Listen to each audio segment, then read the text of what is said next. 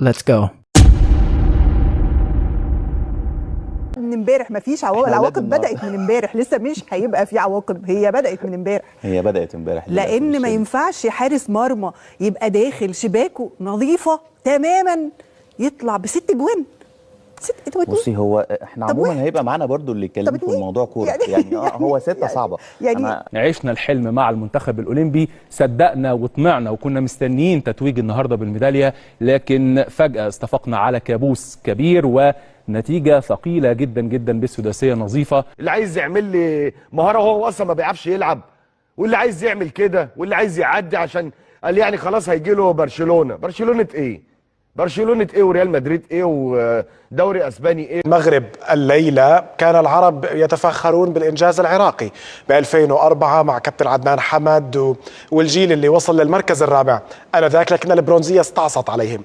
اليوم المغرب فتح بالتاريخ سجلات جديدة للعرب ودون في صفحة التاريخ العربي على مستوى كرة القدم في الأولمبياد ميدالية برونزية لمدرب وطني مغربي طارق سكتاوي مع جيل رائع من اللاعبين المغاربة، ولربما خانهم الحظ وخذلهم في مباراة نصف النهائي، كادوا أن يفعلونها ويصلوا إلى المباراة النهائية. نبدأ من حيث انتهيت معا. مدرب محلي، مدرب مغربي، صاحب الإنجاز في كأس العالم والحصول على المركز الرابع، مدرب مغربي. الفئات العمرية يدربها مدربين مغاربة.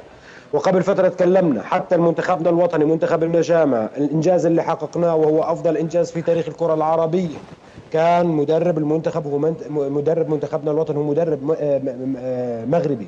فالآن تتكلم عن التطور الذي لطالما أشدنا فيه، وإحنا وصفنا المرحلة اللي بمر فيها المنتخب المغربي هي مرحلة بالذكاء. الآن نتكلم عن هذا الإنجاز، هو إنجاز تاريخي. المدرب سكتاوي والعناصر الشابة الرائعة جدا مع هذه الأسماء، حتى اختيار التشكيل، اختيار القائمة كان اختيار ذكي، الدمج بين العناصر الشباب وعناصر الخبرة وحتى عناصر الشباب. أي عنصر شاب أنا راح أجيب حتى أحقق الإنجاز. لا يكفينا شرف المشاركة من خلال الأسماء تعرف يعني تماما أن هذا المنتخب والكرة المغربية الآن بتمر من دون محسوبيات، من دون واسطات، من دون هذا هو سبب التطور بصراحة. اليوم لما احنا نتكلم معا، فريق شارك في الأولمبيات، لعب 6 مباريات، سجل 14 هدف، استقبل 5 أهداف، هداف البطولة منه.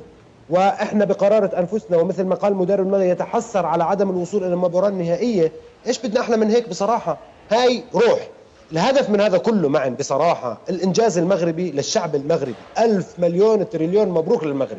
ولكن احنا بدنا نتعلم. هذا درس مش احنا للأردن فقط، هذا درس لكل الدول العربية وكل المنتخبات العربية، للكرة العربية بشكل عام. نشوف المغرب شو عملت، نشوف مشروعهم من متى بدأ وكيف بدأ وكيف كان عملية التطور ما بين أكاديميات، ما بين مواهب، تطوير المواهب، البعثات، المحاضرات، تطور عقلية المدرب قبل ما أطور عقلية اللاعب، لأنه المدرب هو اللي بيطور اللاعب. من متى أبدأ شغل على اللاعب؟ بصراحة أنت لما تتعمق بهذا الشيء، تتعمق في الشيء اللي بيحصل في المغرب، مش صدفة. تعرف أنه هذا المشروع بدأ تقريبا قبل 15-17 سنة. مشروع يذكرني في الكرة الألمانية، عندما قلنا أن ألمانيا بدأت بدراسة كرة القدم وتدهور كرة القدم عندها من 2000 حتى وصلوا لعام 2014 وفازوا بكأس العالم. إذن هذا المنتخب ننتظر منه شيء في مونديال 2030، ليس فقط المونديال المقبل أيضا، وإنما عندما تستضيف المغرب تقصد أن الاتحاد المغربي يخطط إلى تلك الفترة ما بعد المونديال المقبل. 100% معا، 100%. هذه هي دروس وعبر بالنسبة للكرة. اليوم لما احنا نتكلم معا ما بنتكلم عن فئة واحدة، ما بنتكلم عن 11 لاعب فقط. هون الجمالية في المنتخب المغربي انه عندنا فئات عمرية، بيطلع عندك كمان فئات عمرية كل سنة معا، كل سنة بيطلع عندك لاعب مغربي مميز على مستوى الدوريات الأوروبية، إما بيكون هو جنسيته مغربي ولعب مع المنتخب المغربي، أو هو أصله مغربي ولعب مع منتخب آخر. هذا دليل على التطور. وهذا الشيء اللي احنا مثلا المغرب من أين تعلمت هذا كله؟ تعلموا من الشيء اللي عملوه اليابان تقريبا قبل 25 سنة، لما قالوا احنا هدفنا نفوز بكأس العالم 24. اليابان تفوز بكأس العالم، حتى احنا شاهدنا كرة قدم متطورة تلعب باليابان. فبصراحة العقل المدبر في المنتخب المغربي، الاشي اللي انا لازلت اتكلم عن حيثية. كل ما نشاهده في المغرب حاليا احنا بنشوف الوجه فقط، بنشوف اللاعب اللي بيوصل للنجوم، بنشوف المدرب اللي اثبت قدراته، ولكن ما بين الظهور الى الوجه والطريق هناك العجب العجاب. نتاج عمل كثير واستراتيجي وتخطيطي. اللي عايز يعمل لي مهاره هو اصلا ما بيعرفش يلعب، واللي عايز يعمل كده، واللي عايز يعدي عشان قال يعني خلاص هيجي له برشلونه. برشلونه ايه؟ برشلونه ايه وريال مدريد ايه ودوري اسباني ايه واللي انتوا بتتكلموا ده اساسيات الكوره مش موجوده. اساسيات الكوره مش موجوده. سيبكم بقى من الصفحات واللي كل واحد عنده كام صفحه. والله العظيم اساسيات الكوره ما عندكم. ومحدش يقول لي دي صغيرين. صغيرين ايه يا جماعه؟ صغيرين ايه ده؟ ما شاء الله كل واحد شنبه قد كده، كلهم شنبات. عنده 23 سنه صغير؟